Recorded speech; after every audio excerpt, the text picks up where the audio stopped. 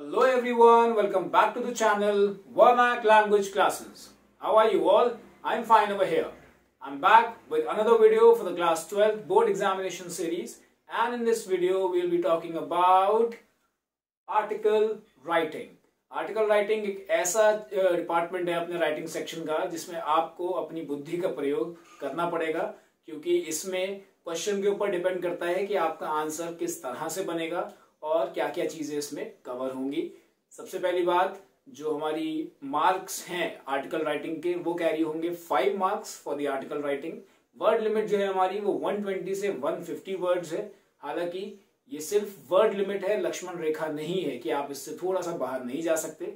आप अगर बाहर जाएंगे तो रावण आपको किडनैप करके नहीं ले जाएगा। सो प्लीज आप वर्ड लिमिट की इतनी मत सोचो, पहले हमें ध्यान देना है अपनी आइडियाज को सही से एक्सप्रेस करने पे। वर्ड लिमिट इतनी मैटर नहीं करती, थोड़ा बहुत ऊपर नीचे हो जाएगा तो कोई दिक्कत नहीं होगी। ठीक है, सबसे पहले आपके लिए मैं 2 बहुत इंपॉर्टेंट चीजें लेके आया हूं। पहली ये कि कितने हमारे पास कितने टाइप के आर्टिकल होते हैं, और दूसरा कि हमारे आर्टिकल्स में कौन सी वो चीजें हैं जो हमें ध्यान में रखनी है। ठीक है, सबसे पहले देखते हैं कि हमारे पास कितने टाइप के आर्टिकल हैं। So we basically have 5 types of articles. सबसे पहला है हमारा फैक्चुअल आर्टिकल। फैक्चुअल आर्टिकल में जो लिख रहा होता है आर्टिकल, उसका कोई भी पर्सनल ओपिनियन नहीं होता है।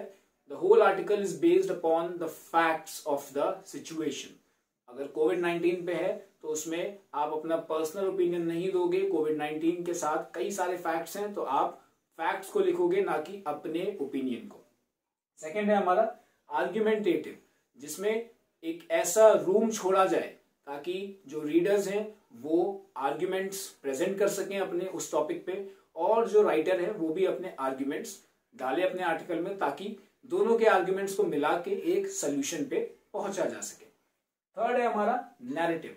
नैरेटिव होता है बेसिकली कोई भी इंसिडेंट को जब रिकाउंट किया जाता है, कोई भी हो चुकी कोई भी अगर कोई किस्सा है जो हो चुका है, कोई इंसिडेंट जो हो चुका है, जैसे कि हिस्ट्री का कोई इंसिडेंट हो, तो जब उस पर कोई चीज लिखी जाती है तो उसे हम बोलते हैं नैरेटिव आर्टिकल।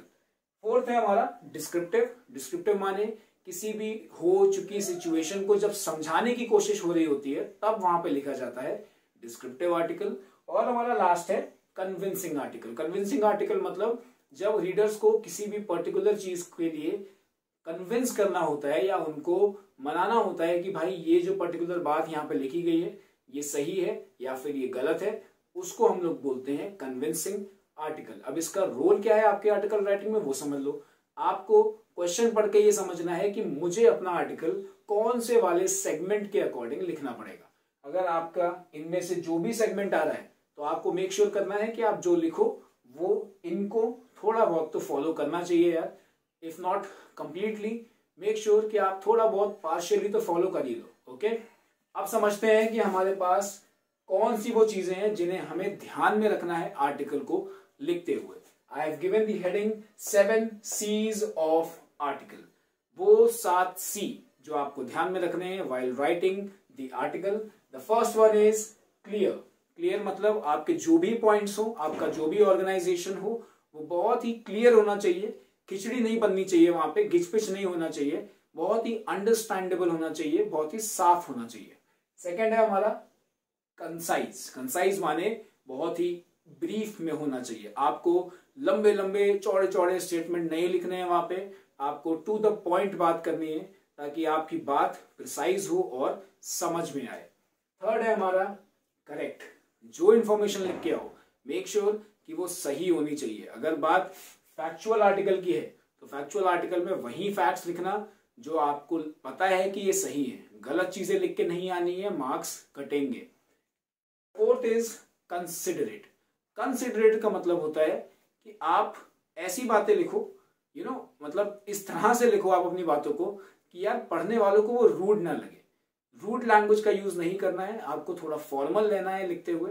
मेक श्योर कि पढ़े जब कोई आपका जब आर्टिकल कोई एग्जामिनर पढ़े तो उसको ये ना लगे कि इस बच्चे ने बहुत रूडली अपने बात को एक्सप्रेस किया है, क्योंकि एक्सप्रेस करने का मतलब ये नहीं है कि आप किसी को हर्ट करो। एक्सप्रेस करने का मतलब है कि सामने वाले की फीलिंग्स को, सेंटिमेंट्स को प्रिजर्व करते हुए आप अपनी बात रखो ताकि वो समझ सके। Fifth is concrete. आपके जो भी पॉइंट्स हो, आपके जो भी आर्ग्यूमेंट्स हो, वो बहुत सॉलिड होने चाहिए ताकि उनको इजीली काटा ना जा सके। काटा मतलब उनको इजीली अपोज ना किया जा सके, उनको कोई भी जल्दी चैलेंज ना कर पाए कि भाई ये पॉइंट में कमी है या ये पॉइंट बहुत वीक है। सिक्स्थ है हमारा कोहेरेंस। कोहेरेंस का मतलब होता है कॉन्टिन्यूटी। कोई भी आप आर्टिकल लिखते हो, आपको 2 से 3 पैराग्राफ लिखने हैं। अब मेक श्योर आपको ये करना है कि जब आप पहला पैराग्राफ शुरू करते हो उसमें आपको सारी इंपॉर्टेंट डिटेल्स देनी है about the topic, about your article. Second paragraph में आपको अपने आर्ग्यूमेंट्स या अपने फैक्ट्स या आप जो भी आर्टिकल लिख रहे हो, आपको वो सारी कंटेंट को प्रेजेंट करना है कि क्या बेनिफिट्स हैं, क्या डिसएडवांटेजेस हैं, क्या हो सकता है, क्या नहीं हो सकता है। थर्ड वाले में आता है हमारा कंक्लूजन। ठीक है, आपको मेक श्योर करना है कि जब आप फर्स्ट पैरा से सेकंड पैरा पे आओ तो एक कॉन्टिन्यूटी बीच में होनी चाहिए। ऐसा ना हो कि फर्स्ट पैरा में कुछ और बात हो रही थी, सेकंड पैरा में बिल्कुल ही अलग बात करने लगे, थर्ड पैरा में आते आते टॉपिक ही बदल दिया। तो प्लीज ये काम नहीं करना है। Stick to the topic, stick to the discussion. Last है हमारा कंप्लीट। कोई भी आर्टिकल ओपन एंडेड नहीं छोड़ते। लास्ट में कंक्लूजन देते हुए आपको ये बात का ध्यान रखना है कि आप अपने आर्टिकल की एंडिंग प्रॉपरली करो ताकि वो एक प्रॉपर आर्टिकल लगे, ना कि ऐसा कि कोई लिखते लिखते बीच में छोड़ गया। ओके, तो ये है हमारे मेन पॉइंट्स जो आपको ध्यान में रखने हैं। अब एक बार जल्दी से नजर डाल देते हैं कि हमारा आर्टिकल का फॉर्मेट क्या होगा। सबसे पहले हमारा आएगा यहाँ पे हेडिंग या फिर title of the article. Title या हेडिंग को पहली बात तो कैपिटल लेटर्स में लिखना है। दूसरी बात, मेक श्योर करो कि बहुत ही आई कैचिंग होना चाहिए। ऐसा हो कि तड़कता भड़कता सा कि लोग पढ़ें और बोले कि यार ये तो पढ़ना पड़ेगा, ये क्या लिखा हुआ है। अगर नहीं समझ आता है आई कैची का मतलब, तो कल सुबह हिंदी का न्यूज़पेपर उठाना और उसमें जो हेडिंग पड़ी होती है ऊपर, उनको पढ़ना, आपको मतलब समझ में आ जाएगा। इतना बढ़िया तरीके से लिखी जाती है हेडिंग वहां पे, आपको भी कुछ उसी तरह अपनी हेडिंग लिखनी है। अगला है हमारा नेम ऑफ द राइटर। इस वाली लाइन को हम लोग बाय लाइन भी बोलते हैं। आपको सिंपली बाय लिख के आगे नाम लिखना है, अपना लिख दो अगर क्वेश्चन में गिवन नहीं है। हालांकि क्वेश्चन में गिवन होता है, क्वेश्चन में अगर गिवन है तो वही नाम लिखना, otherwise just right your own name. ठीक है, यहां तक बहुत सिंपल है। उसके बाद में हमारी आती है बॉडी ऑफ द आर्टिकल। सबसे मेन याद रखना, वर्ड लिमिट हमारी 120 से 150 वर्ड्स है, लेकिन आप इससे थोड़ा आगे जा सकते हो। कोई एग्जामिनर पेन लेके गिनने के लिए नहीं बैठेगा। सारा खेल होता है दिखने का, क्या दिख रहा है सामने, कितना क्लियर दिख रहा है सामने, उसके अकॉर्डिंग आपकी वर्ड लिमिट अज्यूम की जाती है। तो explain the problem in detail. जो प्रॉब्लम है आर्टिकल की वो आपको एक्सप्लेन करनी है, अच्छे से समझाना है। आपको ये बात समझानी है एग्जामिनर को कि यार मुझे इस प्रॉब्लम के बारे में पता है, I am aware of my topic. अगला है facts and solution in second and 2 to 3 paragraphs. पहले प्रॉब्लम के पास जाओ। आप डॉक्टर के पास जब जाते हो तो पहले डॉक्टर आपको टेस्ट करता है, राइट। पहले वो पता करता है कि बीमारी क्या है, उसके बाद में वो बीमारी से रिलेटेड सभी फैक्ट्स को स्टडी करेगा, आपसे शेयर करेगा, और फिर जब आप बोलोगे कि हाँ ये वाली चीज मेरे साथ हो रही है, तब वो जाके उस पर्टिकुलर चीज की मेडिसिन देगा and then you will be cured. मानते हो ये बात? इन द सेम वे आपको अपने आर्टिकल में पहले प्रॉब्लम देखनी है, प्रॉब्लम की डिटेल समझनी है, उसके बाद में फैक्ट्स को पेश करना है and then you will come up with a solution. ये कहानी आपकी पूरी 2 से 3 पैराग्राफ्स में हो जानी चाहिए।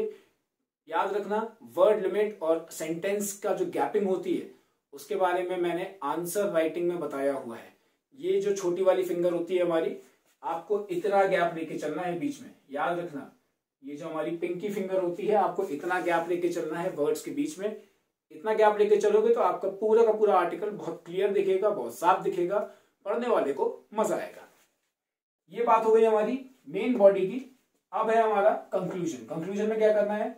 Explain the output of the article, suggestion और एडवाइस। जो भी आपने लिखा है आपको उसका एक एंडिंग लाइन लिखनी है। एंडिंग लाइन मतलब आप सिंपली अपने आर्टिकल में से कोई लाइन उठा के रिपीट कर सकते हो।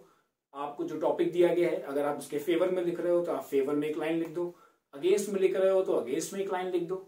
वो क्वेश्चन के ऊपर डिपेंड करेगा, वो मैं आपको पहले से नहीं बता सकता। ध्यान रखना, अगर सजेशन लिख रहे हो तो मेक श्योर कि वो फैक्चुअल आर्टिकल ना हो। फैक्चुअल आर्टिकल में आपको अपने पर्सनल व्यूज नहीं लिखने हैं। आप आर्ग्यूमेंटेटिव में लिख सकते हो, आप कन्विंसिंग में लिख सकते हो, वहीं पे लिखना आपने सजेशन। और हमारा फिर आता है एडवाइस। वही चीज हो गई, कोई भी चीज पे अगर आप अपनी सलाह दे रहे हो तो आप नीचे मेंशन कर सकते हो एक लाइन में, कोई दिक्कत नहीं आएगी। और लास्ट में ध्यान रखना, नो बॉक्स रिक्वायर्ड। ये नोटिस राइटिंग नहीं है, इसमें आपको कोई भी बॉक्स बनाने की जरूरत नहीं पड़ेगी। Understood? I hope the format is clear to you all. Format सबसे सिंपल है इसका हमारे 12th क्लास में, और जहां पे टाइम लगना है वो है formation of ideas, formation of our points. ध्यान रखना 7 C's ऑफ आर्टिकल का और द टाइप्स ऑफ आर्टिकल। अगर आप इन दोनों सेक्शंस को ध्यान से अपने दिमाग में रखते हो और इसके बेसिस पे आप अपना आर्टिकल फॉर्म करते हो तो आपको पढ़ने में बहुत इजी हो जाएगा एंड आपके लिए आर्टिकल फॉर्म करना भी काफी इजी हो जाएगा। मैं आपको एक एग्जांपल दिखाता हूं यहाँ पे, जो हमारे सैम्पल पेपर में क्वेश्चन भी आया था कि भाई एक आर्टिकल लिखो आप on the importance of safety at the construction site for workers, कि जो वर्कर्स हैं हमारे कंस्ट्रक्शन साइट पे उनकी सेफ्टी के लिए आपको एक आर्टिकल लिखना है। तो देखो आर्टिकल एक टॉपिक जो था मैं आपको यहाँ पे दिखा दूंगा और थोड़ा साइड में हो जाता हूँ। You will see the whole article here, just a minute. या देखो अब यहाँ पे दिखाया जा रहा है कि जो लिखने वाले हैं वो हैं बाय स्नेहा। एंड स्टार्टिंग में देखो फर्स्ट की जो लाइन्स है उसमें लिखा हुआ है that India has become a construction hub as residential and commercial properties are in high demand. सबसे पहले बता दिया ना कि भाई किस तरफ ये आर्टिकल जा रहा है, किस मोड़ की तरफ ये मुड़ रहा है। Hence, the importance of worker safety in construction zones has become a serious issue in the construction sector, as it is believed to be quite hazardous and has the highest number of fatal work injuries. एक बात ध्यान से देखो, question जो था हमारा, question में से ही कुछ लाइंस यहाँ पे उठा के चिपका दी गई, उसका कोई गलत इंपैक्ट नहीं पड़ेगा, आपको उसके मार्क्स नहीं कमाने पड़ेंगे, आपको क्वेश्चन से बहुत कुछ मिल जाएगा लिखने के लिए। You just have to change it a bit and write it in your article. तो फर्स्ट वाले में हमें बता दिया गया कि प्रॉब्लम क्या है। अगर आप सेकंड वाला जो हमारा पैराग्राफ है उसको देखते हो तो यहाँ पे लिखा हुआ है कि जो हमारे प्रॉब्लम्स हैं उनकी डिटेल लिखी हुई है। The working hours of the workers depend on the nature and demand of the work, so they get tired due to excess work and get fatigued. Fatigue का मतलब होता है थक जाना। And the chances of accidents increase. Sometimes they work overtime without caring about their fatigue. The health issue of construction workers is another cause of fatalities, as the workers are not insured in India. So, in extreme weather conditions, they get sick and are unable to attend the hospital due to a shortage of money. अब यहाँ पे सारी की सारी problems बताई जा रही हैं कि वर्कर्स को क्या क्या दिक्कतें होती हैं, पैसों की कमी होती है, इस वजह से वो हॉस्पिटल नहीं जा पाते, हेल्थ इश्यूज होते हैं, इस वजह से उनका काम ठीक से नहीं हो पाता। ये सारी प्रॉब्लम्स आपको भी बतानी है depending on the question that you have got. इसके बाद में जो हमारा अगला पैराग्राफ आता है उसमें आप देखो अगर ध्यान से, तो such a feeling creates misunderstanding among the workers and last but not least lack of training also causes fatal accidents on construction sites. यहाँ पे सारी की सारी प्रॉब्लम्स बता दी गई हैं और लास्ट पैराग्राफ में एक कंक्लूसिव लाइन की तरह एक सोल्यूशन भी बताया गया है, that is safety is a vital part of any project to reduce the cost of the project. Safety on construction sites protects the public. Safety also reduces work related accidents, hence a culture of safety should be developed on the construction site. So give workers training to improve their safety and the safety to the public. अब देखो यहाँ पे बहुत ही अच्छे तरीके से पहले problems को गिनाया गया, सारी प्रॉब्लम्स काउंट की गई A to Z, चाहे वो वर्कर्स की तरफ से हो, चाहे वो जो एम्प्लॉयर्स हैं उनकी तरफ से हो, चाहे वो मैकेनिज्म की तरफ से हो, मशीन्स की प्रॉब्लम हो, हेल्थ के इश्यूज हो, हॉस्पिटल का खर्चा हो, कुछ भी हो, सब कुछ काउंट किया गया। और लास्ट में बोला गया कि सेफ्टी की इंपॉर्टेंस क्या है। सेफ्टी की इंपॉर्टेंस बताने के बाद में बताया गया कि आखिर वर्कर्स को किस तरह हम समझा सकते हैं अबाउट द सेफ्टी, उनको ट्रेनिंग दो, उनको सिखाओ और उनको इस काबिल बनाओ कि वो अपनी सेफ्टी का ध्यान रख सके। So that was the example and this is the format, these are the types of articles, this is the 7 These are the 7 important points that you need to keep in mind to make sure that your article secures full marks in the writing section. I hope you liked the video and I hope you understood all the main points. I'll see you in another video. Till then, take care, good night and bye bye.